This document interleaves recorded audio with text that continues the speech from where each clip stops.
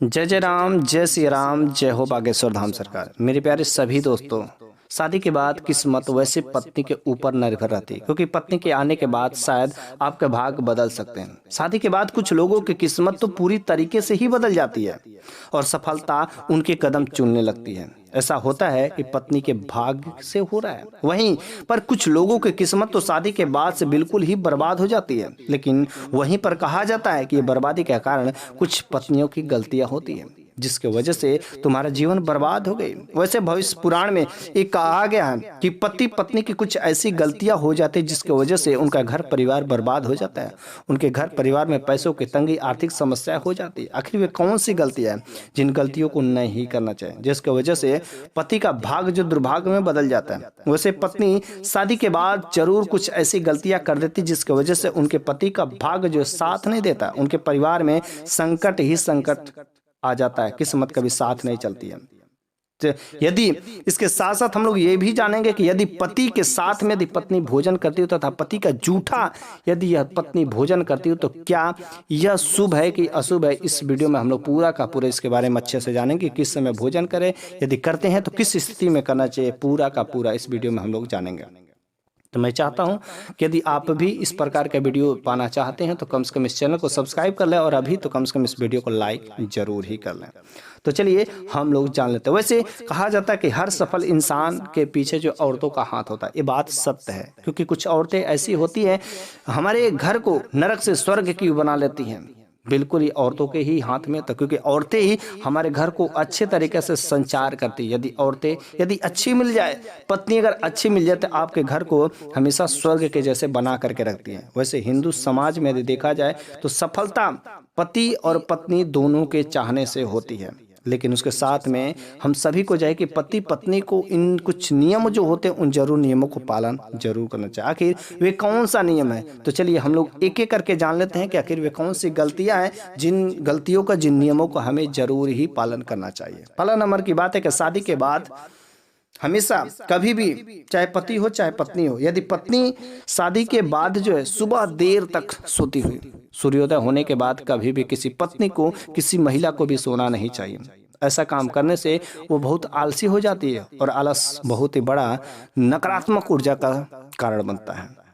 इस वजह से हर पत्नी को चाहिए कि कभी भी देर तक नहीं सोए। यदि पत्नी देर तक सोती है तो पति का भाग्य कभी साथ नहीं देता है, पति का दुर्भाग्य आ जाता है और पति के सौभाग्य में, पति के किसी भी काम में जो रुकावट होना शुरू हो जाता है। ये काम जो महिला के वजह से होती है। दूसरा नंबर की बात है कि हर पत्नी को चाहिए कि अपने घर के साफ सफाई अच्छे से रखे, क्योंकि यदि साफ सफाई नहीं रखती है, उसके कमरे से बदबू आते हैं, उसके कमरे में इधर उधर सामान पड़े रहते हैं, तो ऐसा जो बिल्कुल काम करने से उसके घर में तथा उसके ऊपर नकारात्मक ऊर्जा का साया रहता है। और नकारात्मक ऊर्जा जिस घर में प्रवेश कर जाती है उस घर में कभी माता लक्ष्मी प्रवेश नहीं करती है। तीसरा नंबर की बात है कि हर पत्नी को चाहिए कि रोज सुबह नहाना चाहिए, सुबह नहा करके भगवान का ध्यान करें। लेकिन कुछ ऐसी पत्नियां होती हैं कि रोज नहीं नहाती हैं, बेटाइम का नहाती है, सुबह में स्नान नहीं करती, जब मन करे तब नहा लेती हैं। ऐसा काम करना बिल्कुल ही अनुचित होता है, जिसकी वजह से आपके पति का भाग्य जो साथ नहीं देता, दुर्भाग्य जो चली आती है और आपके जीवन में पैसों की तंगी तथा आर्थिक समस्या होने लगती है। पांचवा नंबर की बात है, कुछ ऐसी भी पत्नियां होती हैं जो खाने में भेदभाव करती हैं, पति का मान सम्मान नहीं करती हैं, पति को सही मन से प्रेम से खाना नहीं देती हैं, तो उस घर में कभी भी माता लक्ष्मी नहीं आ सकती। अगला नंबर की बात है, कुछ ऐसी पत्नियां होती हैं जो हमेशा पति से लड़ती रहती है, पति को कटुक वचन बोलती रहती है, कुछ भी काम करे तो सही से नहीं बोलते, प्रेम से नहीं करते, जब काम करने जाता है तो उसे कुछ ना कुछ कड़वाहट बोलते, कुछ धमकी देती है, जिसकी वजह से उस पति का माइंड जो डिप्रेशन में चला जाता है और उस पति का काम करने में मन नहीं लगता, जिसकी वजह से उसके घर में कंगाली का कारण बन जाती है और दरिद्रता आपास निवास कर जाती है। वैसे खाना खाते समय हम सभी को ध्यान देना चाहिए, चाहे पुरुष हो चाहे महिला हो, हमेशा हाथ धो करके, हाथ पैर धो करके अच्छे से खाना खाना चाहिए। जब भी आप खाना करें, खाना मतलब भोजन करें, उस समय माता अन्नपूर्णा का जरूर ही ध्यान करें। माता अन्नपूर्णा का ध्यान करके तथा धरती माता का स्मरण करके आपको जमीन पर बैठकर ही भोजन करना चाहिए। वैसे आप जिस भी जगह पर भोजन बनाते हो, चाहे वह रसोई हो, चाहे कहीं पर भी आप चाहे शहर में रह करके रूम लेकर के बनाते हो, तो कोई ज़रूरी नहीं कि रसोई होना चाहिए, लेकिन जहाँ पर भी आप भोजन बनाते हो रसोई ही कहा जाता है। तो जो आपका रसोइया होता है, वो रसोइया बिल्कुल ही साफ सुथरा होना चाहिए। रसोई में किसी प्रकार की गंदगी नहीं रहना, रसोई में जूठा भोजन नहीं रहना चाहिए, जूठा करके भोजन नहीं करना चाहिए, जूठा थाली, जूठा बर्तन, टूटा फूटा बर्तन, ये सब चीज़ें नहीं होना चाहिए। रसोई में जब भी हमारे घर की महिलाएं खाना बनाती हैं तो पहला रोटी गौ माता को जरूर ही खिलाना चाहिए तथा कुत्ते को भी खिला दें। ऐसा काम करने से आपके घर में हमेशा गौ माता का आशीर्वाद हमेशा बना रहता है, क्योंकि गौ माता में ऐसा माना जाता है सभी प्रकार के देवी देवता का निवास होता है। इस वजह से यदि प्रथम रोटी यदि आप गौ माता को खिलाते हैं तो बहुत ही शुभ परिणाम इसके मिलते हैं। वैसे आपको रोटी, चाहे भोजन बनाने के बाद आपको अपने घर का जो कुछ भी पूजा स्थान होता है वहाँ पर आपको भोग जरूर लगा देना चाहिए। वहाँ पर भोग लगाने के बाद ही यदि आप जो भोजन करते हैं तो ये बहुत ही शुभ होता है। अब रही बात हम सभी को भोजन करते हैं तो भोजन किस दिशा में करना चाहिए। भोजन का यदि सही दिशा होता है तो आपका जीवन में कभी कष्ट नहीं आते, आपका जीवन जो सुखमय हो जाता है। तो भोजन करने की दिशा क्या होती है? भोजन यदि आप पूर्व दिशा में बैठ करके करते बहुत ही शुभ होता है। पूर्व दिशा और उत्तर दिशा की ओर यदि आप बैठ करके भोजन करते हैं तो ये शुभ होते हैं, लेकिन यदि वहीं पर यदि आप दक्षिण दिशा में बैठ करके भोजन करते हैं तो यह भोजन जो भूत प्रेत तथा निशाचरी भोजन होता है, इस वजह से भूल करके भी आपको दक्षिण दिशा में बैठ करके भोजन नहीं करें। यदि आप पश्चिम दिशा में बैठ करके भोजन करते हैं तो ऐसा जो है भोजन जो रोगी का कारण जो है बनता है। बिस्तर पर बैठ करके भी भोजन नहीं करना चाहिए। कभी भी भोजन करें तो हाथ पैर धो करके ही भोजन करें। तो बिस्तर पर बैठ करके ना भोजन करें, ना हाथों पे ले करके भोजन करें, ना घूम करके भोजन करें। कहीं पर भी आप भोजन करें, सबसे पहले जमीन पर बैठ करके यदि आप शांतिपूर्वक बैठ करके यदि आप भोजन को ग्रहण करते हैं, माता अन्नपूर्णा का ध्यान करके यदि आप भोजन लेते हैं तो अवश्य ही माता अन्नपूर्णा का आशीर्वाद तथा माता लक्ष्मी का आगमन का कारण बनता है।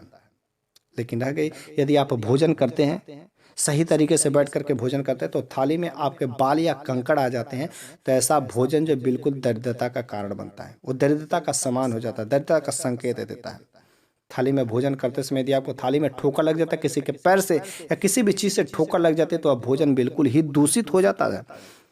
इसके साथ साथ यदि एक ही थाली में यदि किसी घर परिवार में भाई भाई बैठ करके एक ही थाली में यदि भोजन करते तो ऐसा प्रेम देख करके माता लक्ष्मी खुद जो दौड़ी दौड़ी चली आती है। ऐसा घर जो स्वर्ग के समान होता है, ऐसे भाई भाई को एक थाली में बैठ करके अवश्य ही भोजन करना चाहिए। लेकिन पति पत्नी यदि एक साथ बैठ करके एक थाली में भोजन करना चाहे तो ऐसा बहुत ही गलत चीज़ है, अशुभ होता है। ऐसा भोजन जो मादक पदार्थ के समान हो जाता है। इस वजह से एक साथ पति पत्नी को बैठ करके भोजन नहीं करना चाहिए। हमेशा हर पत्नी को चाहिए कि पति के भोजन करने के बाद ही हर पत्नी को भोजन करें। लेकिन हर काम जो है करने से पहले क्या सब गलतियां पत्नी की ही होती है?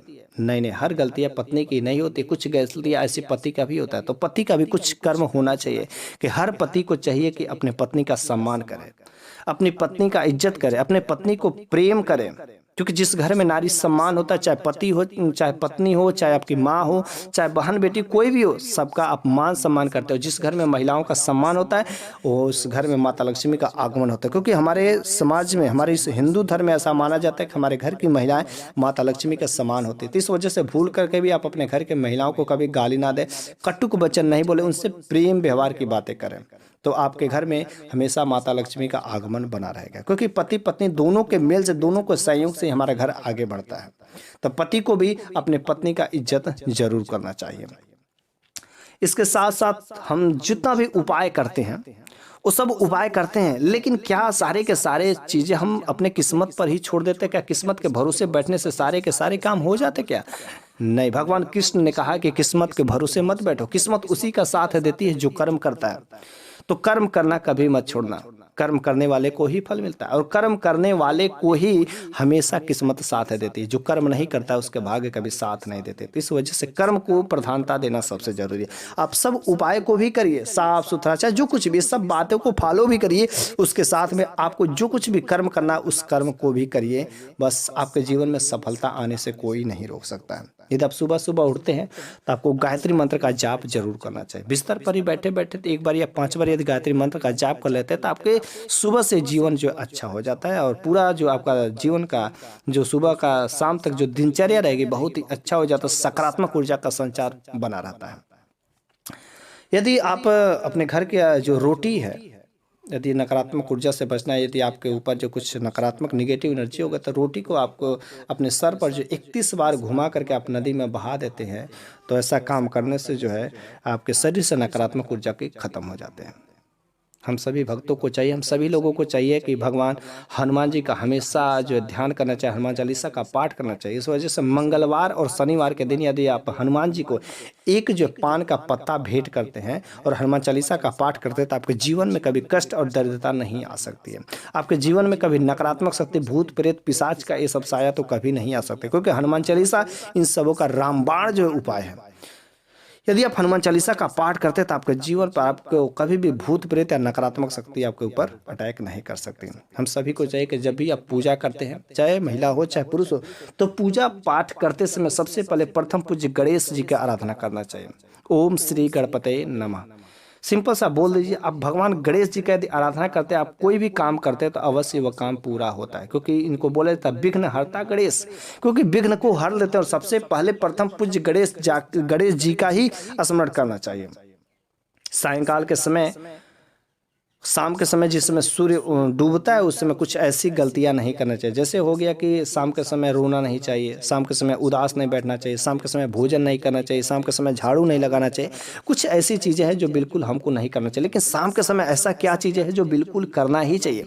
जैसे शाम के समय अपने घर पर दरवाजे पर जो एक दीपक जरूर ही जला देना चाहिए। और शाम के समय अपने घर में सभी परिवार को एक साथ बैठ करके भगवान के मंदिर में, पूजा स्थान पर पूजा आरती भजन जरूर करना चाहिए। इस काम को करने से आपके घर में सकारात्मक ऊर्जा का संचार तो होता ही होता है, देवी लक्ष्मी का आगमन भी होता है, तथा परिवार में एकता बनी रहती है। परिवार के सभी लोग उस समय एक पास होते हैं, जिससे यूनिटी बनी रहती है, एकता बनी रहती है। आपको घर परिवार को आगे बढ़ने से कोई नहीं रोक सकता है। इस वजह से हम सभी को शाम के समय में, सायंकाल के समय में एक साथ बैठ करके आरती जरूर करना चाहिए।